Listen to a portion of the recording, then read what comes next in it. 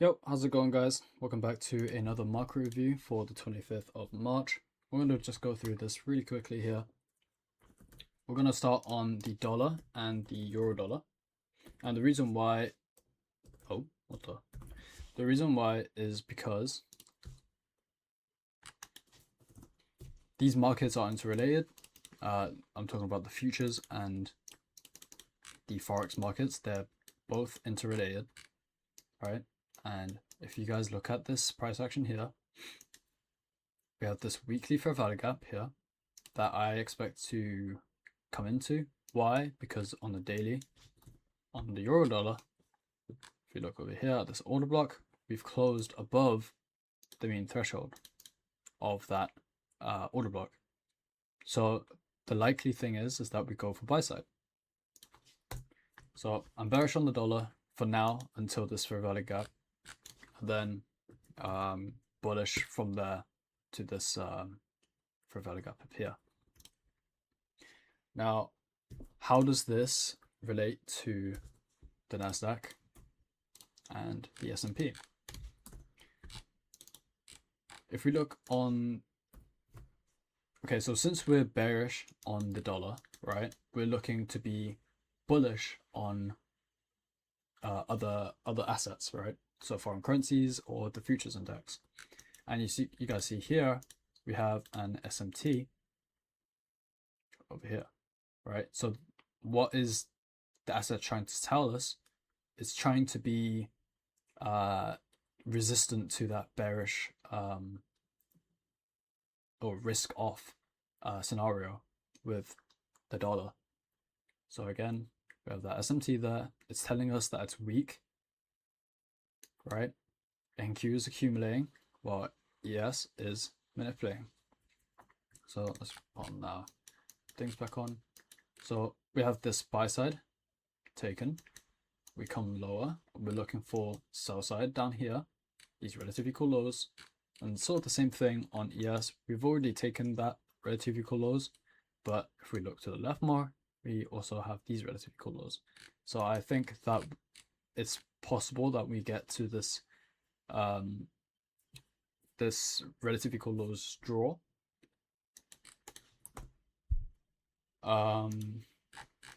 Yeah, so I'm kind of bearish on both assets here.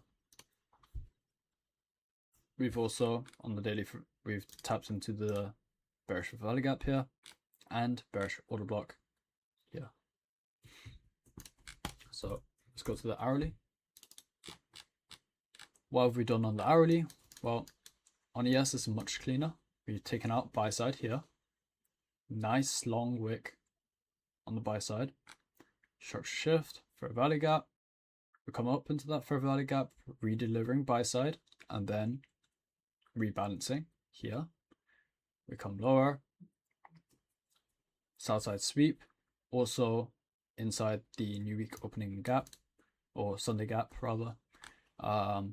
If you're turning it to 2022, which I am, this is the Sunday gap. And then we come higher from there, come higher, make a relative equal highs. Again, on the daily, on the higher time frame, I'm bearish. So I'm looking for this buy side to be swept. These relative equal highs, pre-market. Like, yeah, the relative equal highs swept at New York Open, which will also be our Judas swing. So let's go to the 15-minute. Oh wait, no, we were looking at that, right? Wait, what were we looking at? It doesn't matter. Anyhow, we still have relative equal highs here. There's not really much to say on the 15-minute. I mean, you could look at 8:30 here, and you can look at this. We have a manipulation higher. Yeah, we have a manipulation higher, and then we have relative equal lows down here. Why didn't we expand all the way down to here? Because if we look at the knock on what calendar, we have no news. It's low probability for a expansion to the downside when there's no news, right? So as well as that, again on the daily, this is a high resistance liquidity run. How can we tell that it's a high resistance liquidity run and not consolidation? If we look at the bond market, ICT teaches that if the bond market is consolidating, the other assets, so futures assets, sorry, will consolidate along with it. So from here to here, we're consolidating. So these 2 points, we're consolidating. The Nasdaq is consolidating from this point here to this point here. I mean, we sort of get some expansion. I guess we can let ourselves off for that one. And then again, here to here. Actually, not that. Okay, well.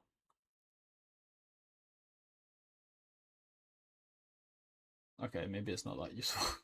Anyhow, that's besides the point. In my opinion, we're in a high resistance liquidity run, lower. So that was one of my reasons why today didn't expand as much as it should have been.